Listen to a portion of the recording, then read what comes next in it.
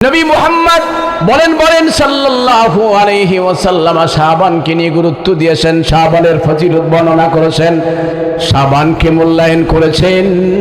আল্লাহ পাকের নবী বলেছেন আহসু হিলালা শাবানা লি রমাদান।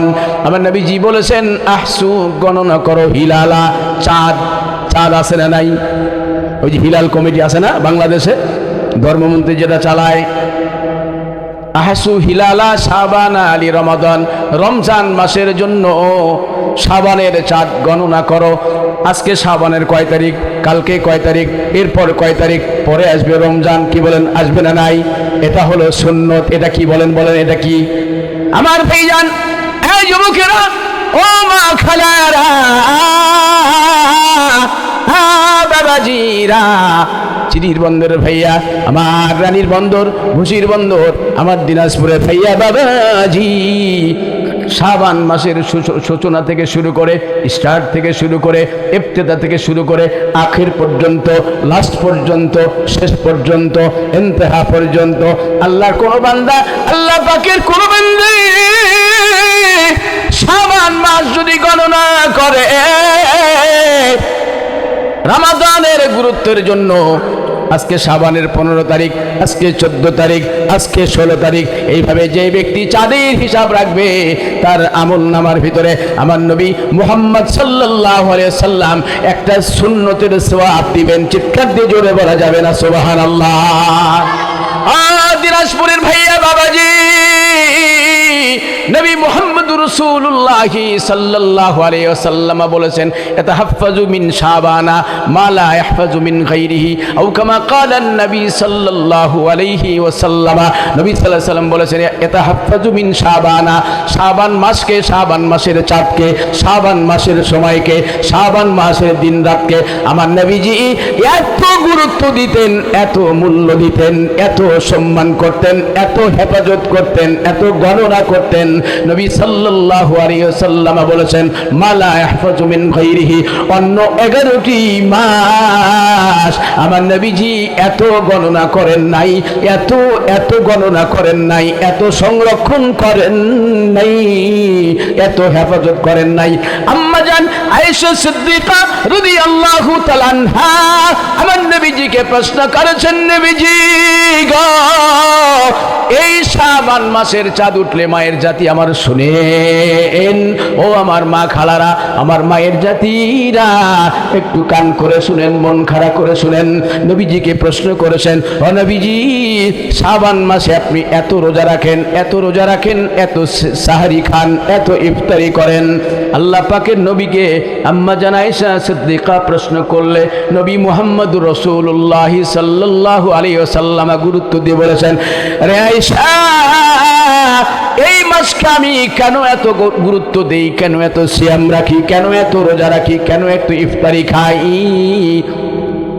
এই মাসের ভেতরে আমার আল্লাহ তাআলার দরবারে তামাম পৃথিবীর সব মুসলমান নর নারী ভাই বোন মা খালাদের আমল নামা আমার আল্লাহ তাআলার দরবারে নিয়ে যাওয়া হয়, আল্লাহ পাকের দরবারে পেশ করা হয়। আমি নবীজি, নবী মুহাম্মদুর রাসূলুল্লাহ সাল্লাল্লাহু আলাইহি ওয়াসাল্লাম এই জন্য প্রতিনিয়ত রোজা রাখি, যেন আমি আখিরি জামানার নবী হলে কি হবে, আমি শেষ জামানার রাসূল হবে কি হবে, আমি শেষ জামানার পয়গম্বর হলে কি হবে, আমি শেষ জামানার সর্বশ্রেষ্ঠ নবী হলে কি হবে, আমার আল্লাহ তাআলার দরবারে যেন আমার আমল নামাগুলো রোজা অবস্থায় তুলে ধরা হয়। একটু জোরে চিৎকার দিয়ে বলা যাবে না সুবহানাল্লাহ?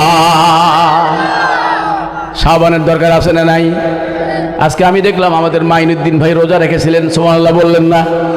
আমি আশ্চর্য হয়ে গেলাম। আমাকে যখন খাবার দেন, ভদ্রলোক আগেই আমারে দাওয়াত দিয়েছেন, গাড়ি পাঠিয়েছেন আসার জন্য, একসাথে ছাড়া খাবো না। কয় হুজুর আপনি খেয়ে নেন, আমি রোজা ছিলাম, একটু পরে খাই। আমার সাথে যেই ভদ্রলোক, ওই যে শাহিদ ভাই আসছিলেন, একটু আগে সঙ্গীত গাইলেন, দুটো সঙ্গীত, খারাপ না ভালো? খুব খারাপ লাগছে। ওই ভদ্রলোক, আমি যখন গাড়িতে রওনা দেই জানি না, মাগরিবের আগে আগে একটু চা চক্রতে চলে গেলাম, ডাক দিয়ে বললাম ভাইয়া একটু চা খেয়ে নেন। ডাক দিয়ে বলে হুজুর না না না, আপনি ড্রাইভারও সহ খেয়ে নেন, আমি রোজাদার, রোজা আছি, বলেন আল্লাহু আকবার। আমার ভাইজান, এই জন্য শাবান মাস 2-1টা রোজা রাখবেন না ছাড়বেন?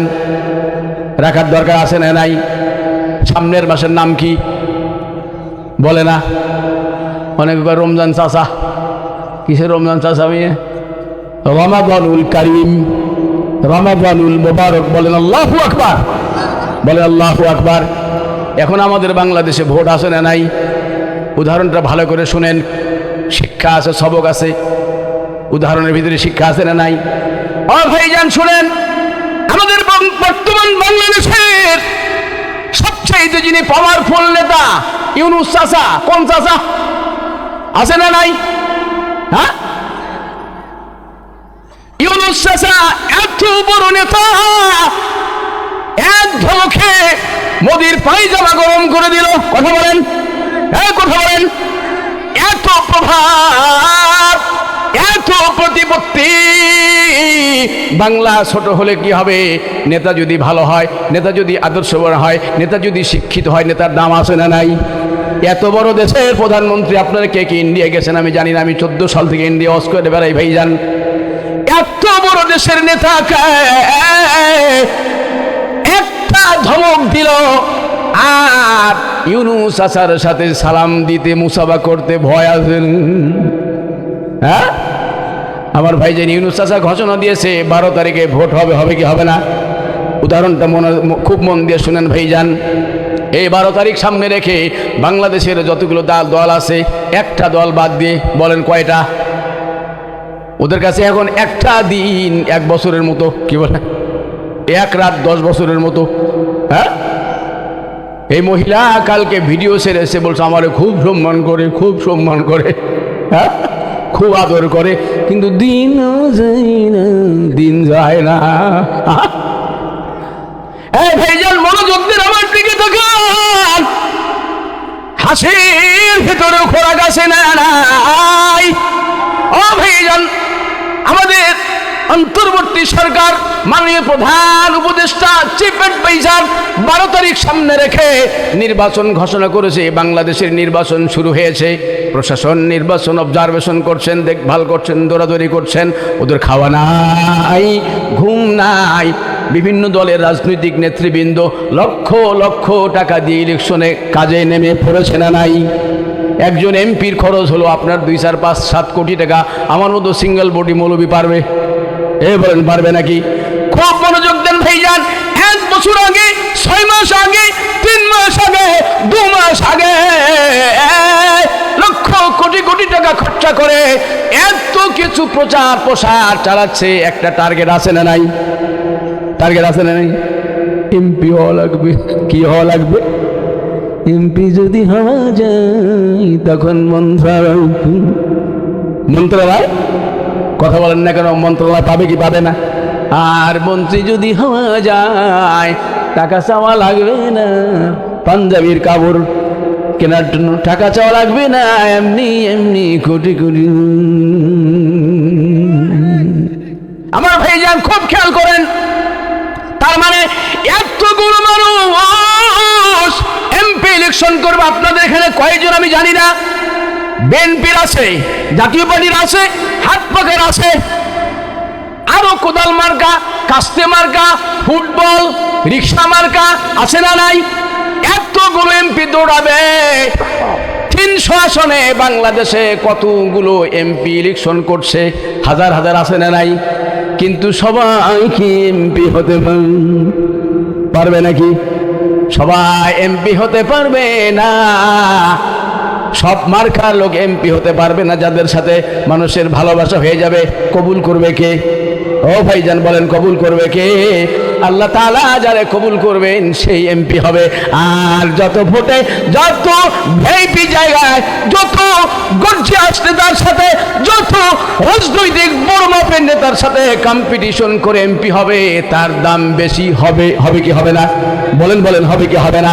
আমার ভাইজান আসেন, এখানে আসেন, এই মূল ফোকাসের ভিতরে চলে আসেন। শুধু এমপি হওয়ার জন্য 6 মাস আগে, 1 বছর আগে লক্ষ কোটি কোটি টাকা খরচা করলেন, খরচ করলেন, ইনভেস্ট করলেন, এত কিছু দিলেন, জমি ছেড়ে দিলেন, গাড়ি ছেড়ে দিলেন, পুকুর ছেড়ে দিলেন, জায়গা ছেড়ে দিলেন, বাড়ি ছেড়ে দিলেন, চাষাবাদের সব ফল ফলাদি ছেড়ে দিলেন। গাছগাছরা সব কিছু ছেড়ে দিলেন। কেন কেন? বাংলাদেশের সংবিধানে আপনাকে এমপি হওয়া লাগবে, আপনি আইন প্রণেতা হবেন। তার দাম কম না বেশি? বলেন বলেন, কম না বেশি? আমার ভাইজান, এটা যদি দুনিয়ার জন্য হয়, শুধু এমপি হওয়ার জন্য যদি এত কিছু লাগে, ওই আল্লাহ তাআলার একটা দামি মাস রয়েছে, যেই মাসের ভেতরে পৃথিবীর মুসলমান মুত্তাকি হবে। ওই মাসের নাম কি? বলেন বলেন, নাম কি? ওই মাসের ভিতরে লক্ষ কোটি কোটি মানুষ রোজা রাখবে, ইফতারি করবে, সিয়াম সাধনা করবে, সালাতুত তারাবিহ আদায় করবে, সাহারি খাবে, বরকত রহমত সব কিছু চলে যাবে। পুরো রমজানুল কারীম সামনে রেখে মুত্তাকি হওয়ার কম্পিটিশন, মুত্তাকি হওয়ার প্রতিযোগিতা, কিন্তু লক্ষ কোটি কোটি মানুষ সবাইকে আল্লাহর দরবারে মুত্তাকি হতে পারবে নাকি? যদি এমপি হওয়ার জন্য এতদিন পরিশ্রমের দরকার হয়, এতদিন মেহনতের দরকার হয় এমপি হওয়ার জন্য, তাহলে রমজানুল কারীমের ভেতরে আমাদের মুত্তাকি হওয়ার দরকার আছে না নাই? ওই মাসটা সামনে রেখে মেহনত করার পরিশ্রমের দরকার আছে না নাই? রমজান সামনে রেখে শাবান মাসকে যারা কাজে লাগাবেন, 12 তারিখ সামনে রেখে এই মাসকে যারা কাজে লাগাচ্ছে, যারা মেহনত করছে, টাকা ঢালছে, মানুষকে আপন করছে, মহব্বত করছে, নিশ্চয় ওই ব্যক্তি এমপি হবে। 1000 জনের ভিতরে এখানে 10 জনের ভিতরে এমপি হবে কয়জন? বলেন কয়জন? ওই রমজান সামনে রেখে এই শাবান মাসের ভিতরে যারা পরিশ্রম করবে, এখন থেকে যারা প্রত্যয় নিবে, এখন থেকে যারা সংকল্প করবে, এখন থেকে যারা পুরো দমে পরিশ্রম করবে, ওই ব্যক্তি লক্ষ কোটি কোটি মানুষের ভিতরে এক আল্লাহ তাআলার দরবারে মুত্তাকি হবে। এমপি হলে যেমন দুনিয়াতে কোনো মামলা মোকদ্দমা নাই, আরাম আয়েশের জীবন, আর মুত্তাকি ব্যক্তির জন্য আল্লাহ তাআলা ওপারে জান্নাতের মেহমান বানাবেন। চিৎকার দিয়ে জোরে বলা যাবে না সুবহানাল্লাহ? আমার ভাইজান, এই মাস আমরা একটু চেষ্টা করতে রাজি আছি না নাই? মন খারাপ হয়ে গেল আপনাদের? চেষ্টা কিভাবে করবেন ভাইজান? এই মাসটা হলো তওবার মাস। বলেন কিসের মাস? এই বাবা, যারা যুবকেরা আমার দিক তাকান, বলেন বলেন কিসের মাস? তওবা আছে না নাই? আমাদের গোনাই নাই, বিড়ি খাই না, সিগারেট বাদ, মিথ্যা কথা বলি না, জেনাচার করি না। এই রমজান, এই শাবান মাসের, এই জন্য শাবান মাসকে গুরুত্ব দেওয়া লাগবে ভাইজান। আমার আজকের মূল আলোচনা হলো, টপিক ছিল তওবা। শেষে কিছু কথা বলবো, খুব মজা লাগবে ভাইজান, বেশি সময় আবার নিব না, কেননা আজকে আমাকে দাওয়াত দিয়েছেন। আজকে কয় তারিখ? কে জানে বলে 30 তারিখ, মানে ও পালানের পক্ষে। আজকে হলো 29 তারিখ। 29 তারিখ শেষ করতে আমার ঘড়িতে লাগবে মাত্র 40 মিনিট। আরো জোরে বলেন কয় মিনিট? জোর হলো না? 40 মিনিট ভাইজান। এই যে শাবান মাস, শাহরু শাবানকে গুরুত্ব দেওয়ার দরকার আছে না নাই? কিভাবে গুরুত্ব দিবেন? আপনার বাড়ি, রাস্তার পাশে আপনি বসে আছেন, সিগারেট খাচ্ছেন, উদাহরণগুলো মনে রাখেন ভাইজান। এই উদাহরণ দিয়ে আমি বেশি বেশি কথা বলি, খুব মনোযোগ দেন। এই যুবকেরা, ও মা খালারা, আপনাদের দুটো কথা বলবো, যতক্ষণ বলবো ততক্ষণই ভালো লাগবে ইনশাল্লাহ। নতুনত্ব কিছু অবশ্যই পাবেন ভাইজান, মনোযোগ দেন। আপনি সবসময় বিড়ি খান, সবসময় সিগারেট খান, বন্ধুদের সাথে আড্ডা মারেন, বন্ধুদের সাথে টাইম পাস করেন, সময় নষ্ট করেন। দোকানের সামনে গিয়ে, চা দোকানের সামনে গিয়ে, পান দোকানের সামনে গিয়ে, হোটেলের সামনে গিয়ে হঠাৎ করে সিগারেট ধরে বসে আছেন। ব্যান সন কি সন খান নাকি আপনারা? আমার দিক তাকান, আমার দিকে দেখান। হঠাৎ করে শ্বশুর চলে এসেছে। এই যুবকেরা শোনো, 4-5 জন বন্ধু বান্ধব, তুমি বসে আছো, তোমার জায়গা থেকে তুমি মনে করো সিগারেট খাচ্ছ, শ্বশুর বাড়িতে আসে না, শ্বশুরকে মাঝে মাঝে রিং দাও, আব্বা গো তোমার নাতিনকে দেখতে আসো। তোমার নাতনি আসে না নাই?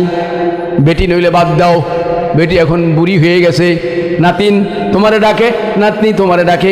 শ্বশুর ডাকতে বলে, জামাই না, যেতে পারুম না, যেতে পারবো না, আমার ব্যবসা আছে, আমার কৃষি আছে, মাছ আছে, গরুর খামার আছে, ছাগলের খামার আছে, মুরগির খামার আছে, হঠাৎ করে শ্বশুর একবার চলে আসছে, খুব মনোযোগ দিয়ে শুনো যুবকেরা, শ্বশুর চলে আসছে, তুমি 4-5 জন বন্ধু বান্ধব মিলে সিগারেট টানছো, ওই রাস্তা দিয়ে তোমার চাচা যায়, তোমার ভাইয়া যায়, বন্ধু বান্ধবীরা যায়, হঠাৎ করে যদি শ্বশুর চলে আসে, শ্বশুরকে দেখলে সিগারেট রাখবে না সিগারেট ফেলে দিবে না সিগারেট টানবে?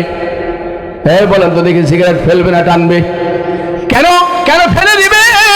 এই জন্য ফেলে দিবে, ওই যে প্রতিবেশী চাচা একটু আগে চলে গেল, চাচার সাথে মাঝে মাঝে দেখা হয়, হয় কি হয় না? খালার সাথে খালুর সাথে মাঝে মাঝে দেখা হয়, আর ডানে বামে যে বন্ধু বান্ধবরা রয়েছে সব সময় দেখা হয়, ওদেরকে নিয়ে আড্ডা মারি। হঠাৎ করে 6 মাস পরে, 8 মাস পরে, 9 মাস পরে, 10 মাস পরে শ্বশুর চলে এসেছে, শ্বশুরকে দেখার সাথে সাথে সিগারেট ফেলে দিতে হবে। কেন? শ্বশুর যদি দেখে আপনারে বেয়াদব বলবেন কি? বলবে কি বলবে না? আমার ভাইজান, ওই শ্বশুরের সম্মানে, শ্বশুরের মর্যাদার জন্য যেভাবে ধূমপান ছেড়ে দিলেন, বাজে কাজ ছেড়ে দিলেন, বাজে কথা ছেড়ে দিলেন, অনুরূপ ভাবে আল্লাহ তাআলা যেন ডেকে ডেকে বলছে, রে দিনাজপুরের মানুষেরা, শিরবন্দের মানুষেরা, শ্রীবন্দের মানুষেরা, রানীরবন্দের মানুষেরা, এই এলাকার মানুষেরা, মা খালারা, এটা শাবান মাস চলে এসেছে।